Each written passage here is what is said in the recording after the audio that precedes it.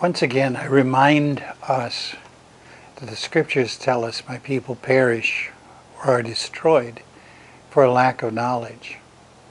And if there's anything that really affects us as God's people is our understanding of how He has created things, His intentions, and how He has given to us the ability to function in a manner that is pleasing not only to Him but also to us. Remember, when we have things that we have to face, difficulties that come, looking at life itself, what am I going to do?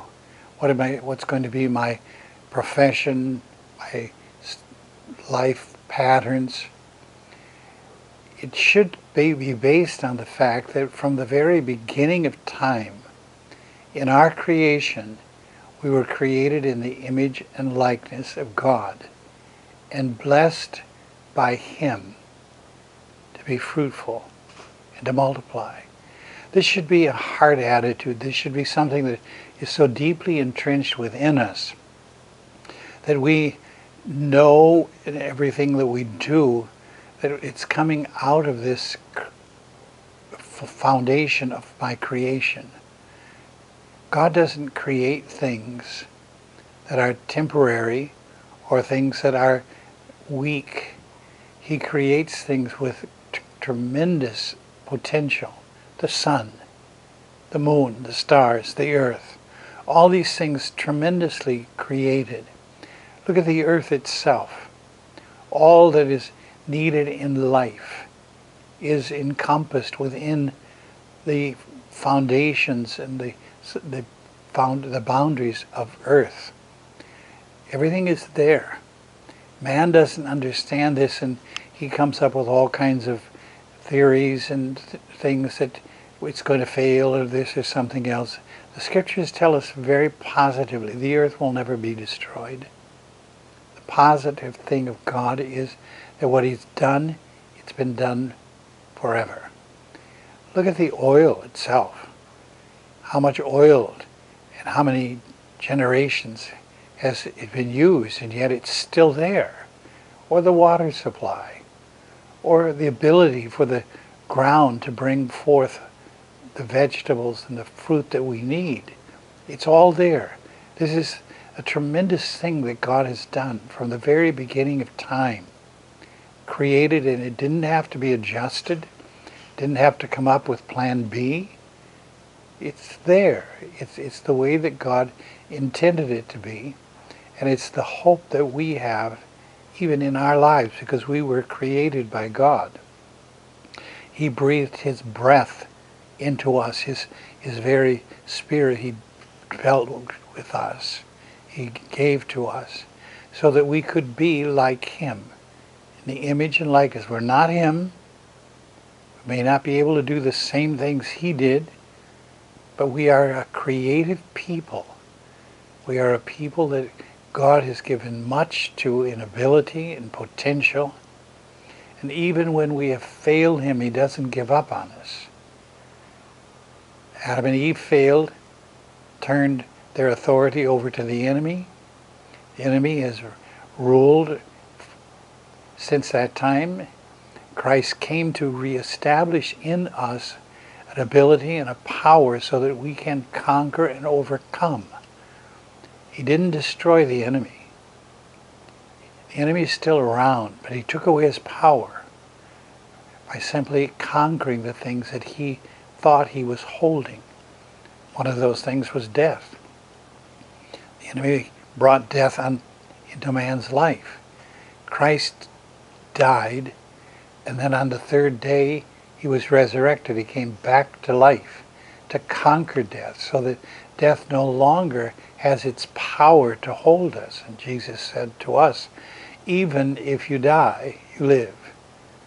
Because He's not talking about the flesh alone. He's talking about who we really are. And that boils down to the flesh. And it says, Paul writing to the church in Ephesus, he said, I pray that the eyes of your heart may be enlightened. The eyes of your heart may be enlightened, so that you will understand and know who you are, and know and understand all that God has given to you, so that even in the midst of whatever comes in life, you realize that God is the source of your life. He created you in His image and likeness. And the question I would ask you, has God ever failed? Has God ever given up?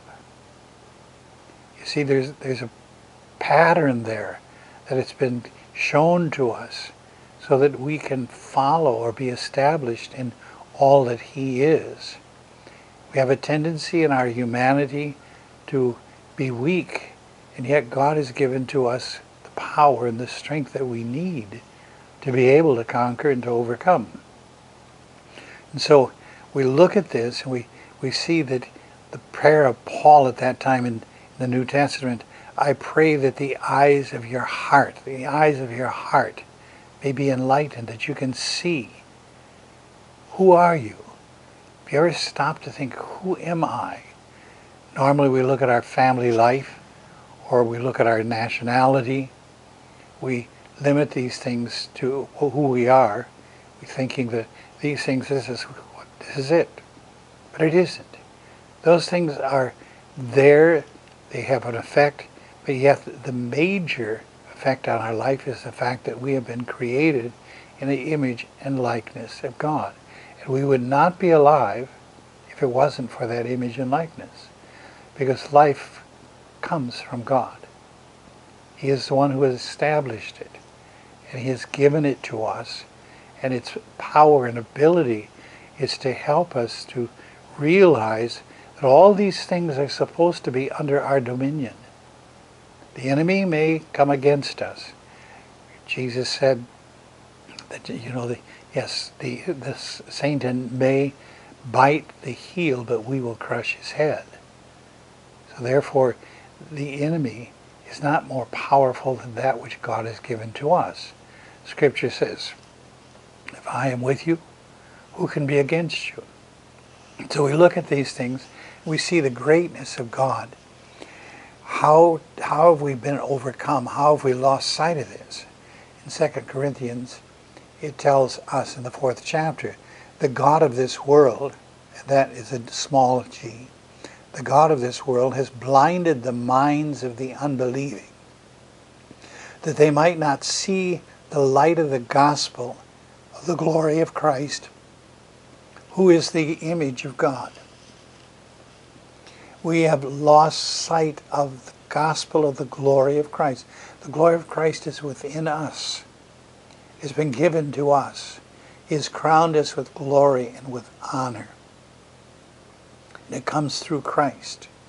Do we see ourselves that way? Is that established not in our minds, but in our hearts? So our whole foundation is affected by this. The whole foundation of anything that we do or say is affected by the fact that we have been given royalty in Him. Not to be arrogant, not to be proud, but to be secure. To have that security there entrenched within us so deeply that fear is not a part of our life. Anxiety is not there, because we know, okay, regardless of what it is, it's going to come out to good if I put my faith, my confidence, and my trust in God. It tells us also in 2 Corinthians, that same area, that even though the enemy has veiled our eyes, Christ has removed the veil. So if Christ is with us, then that veil is there so that we see through the things that are around us to see what's behind them. Sometimes we do something, and later when somebody will ask us, why did you do that? We say, I don't know.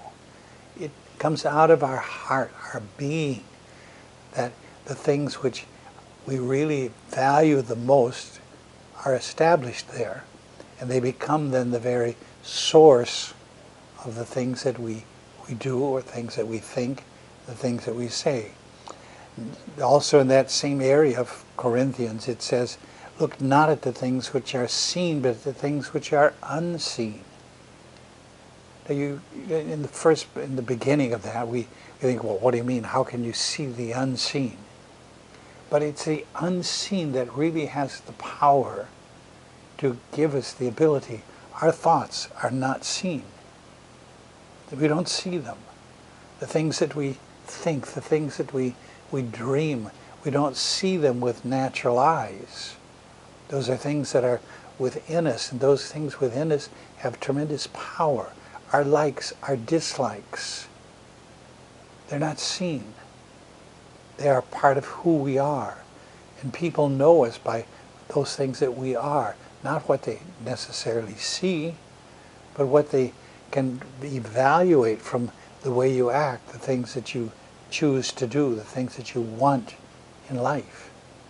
A person who has something that is valuable to them, they will drive their whole life down that road so that they can accomplish the goal that is within them. An athlete, so intensely in love with the ability to be creative in the area that they're an athlete in, they will give all their time and their efforts to bring this out. And yet, can you see it? Basically, you can't see it. It's within them. It is that hunger, that desire, that thirst for something to cause them to be able to accomplish life as they see it as important to themselves.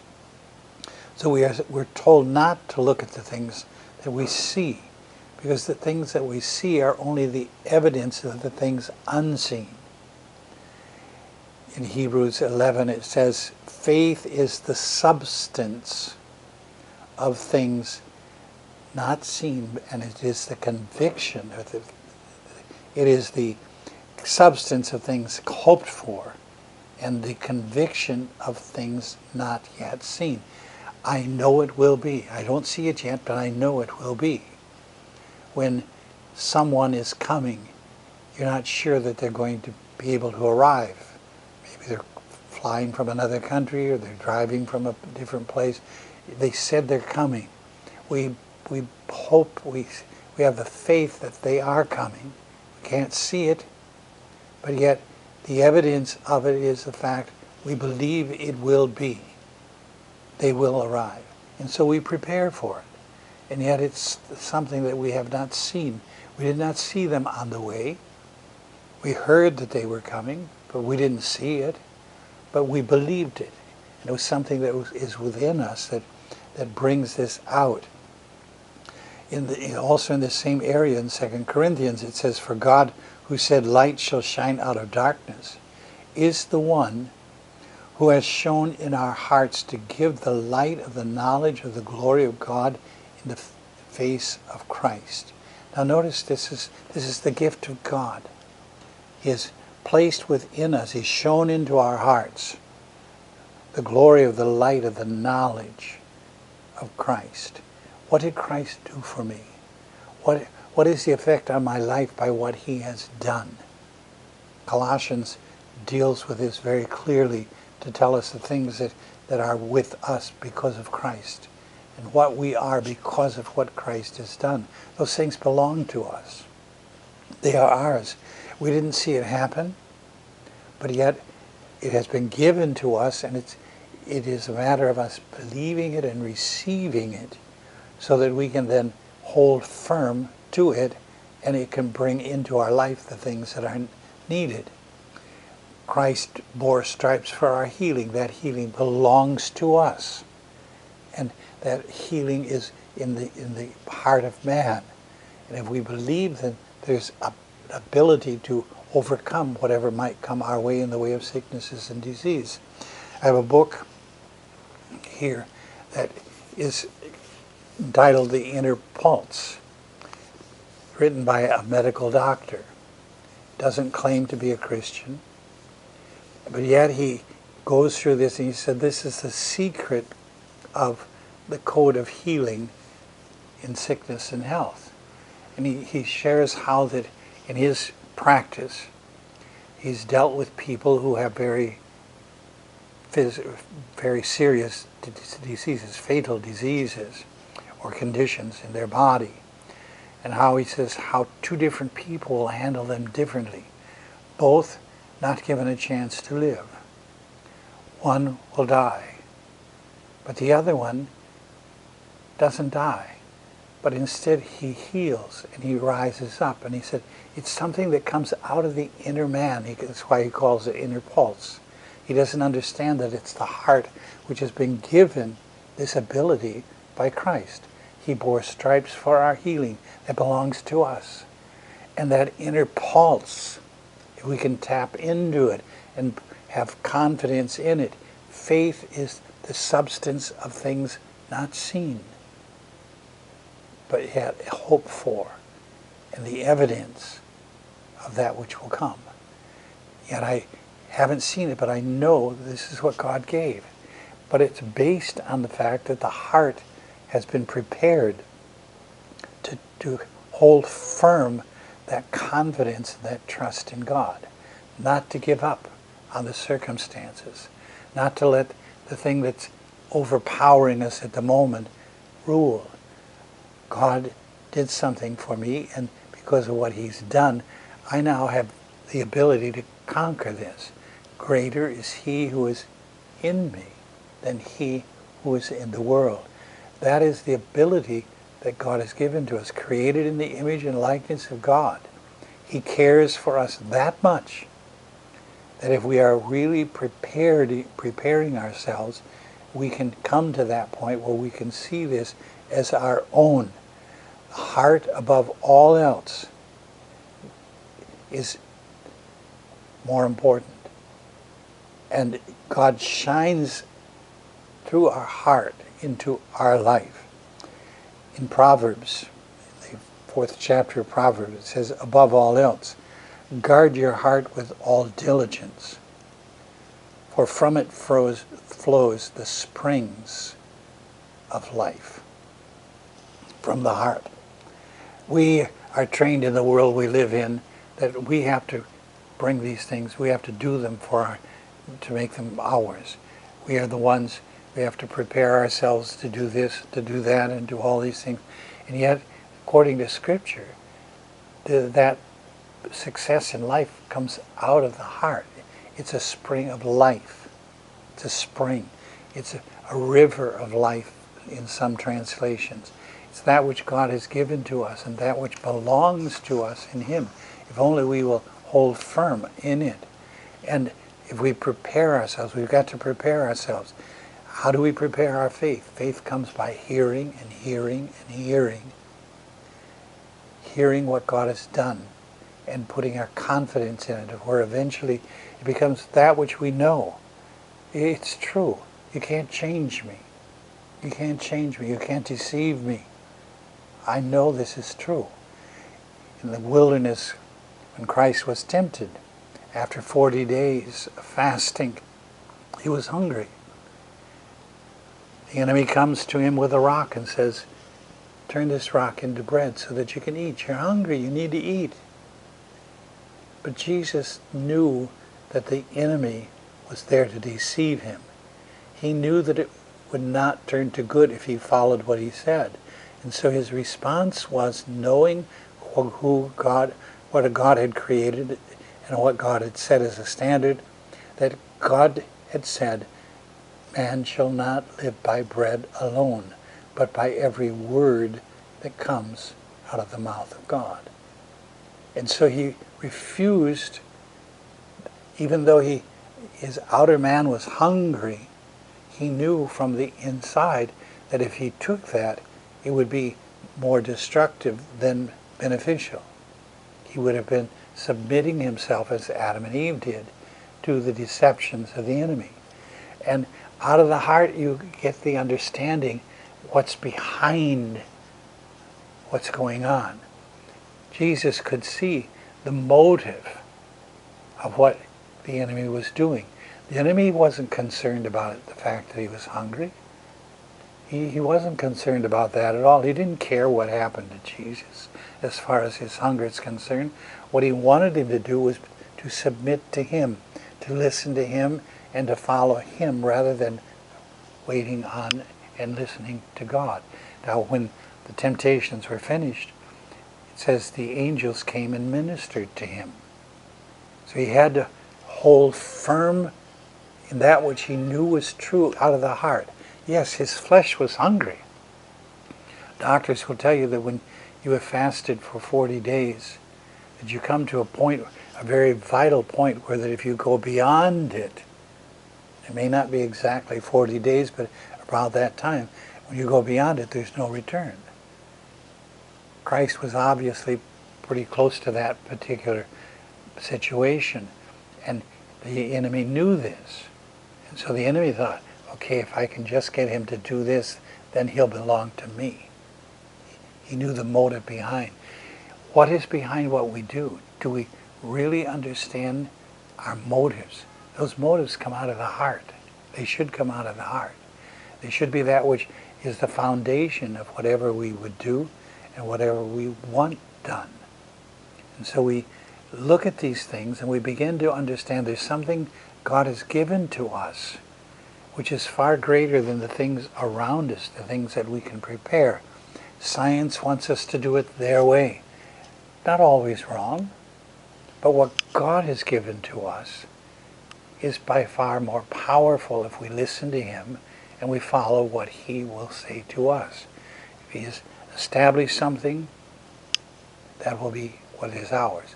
This doctor says sickness can be healed if the inner pulse will come to that point where a person will not give in, but will fight with that which is within them.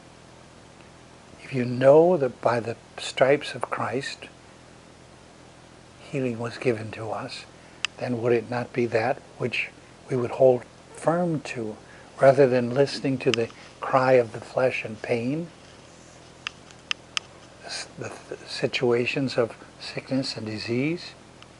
Or will we be confident in what God has given to us, what he has established in our life? The heart is of all things. The heart is all things. That's the very substance of our life. It's that which God has given to us. We ask why. The answer comes out of, why did I do this? Out of the heart. The rebellion of a child. When the parents say something and he'll go ahead against them.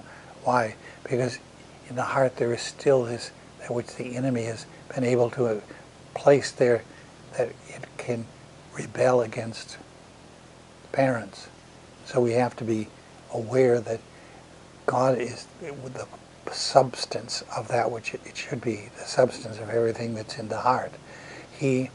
Remember last week I told you, or the week before, that God said, I'm going to put a new heart in man. A heart not of stone, but a heart of flesh.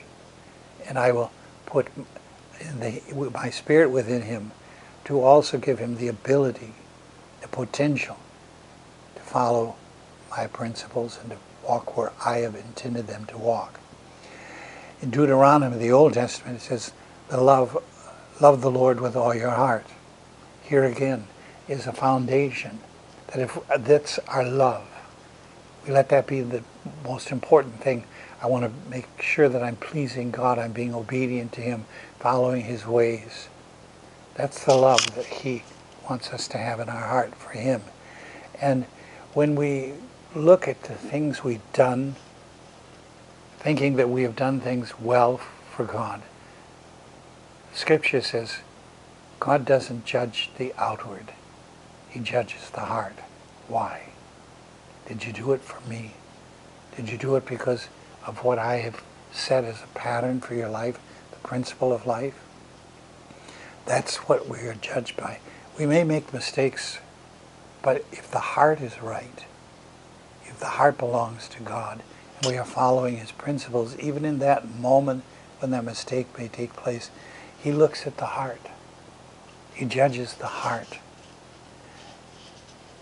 In Luke it tells us, where your treasure is, there your heart is. What do you evaluate the most important? Do you evaluate that which God has given to you as most important? I want to prove it. I want to see it. I don't want to substitute other ways so that I fall short of who I really am. God created me to be like Him, His image and likeness. This is what belongs to me.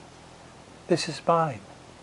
Now I can substitute my own ways, but it will not come anywhere near what God has given us if we will walk with God and let Him be the source of our life.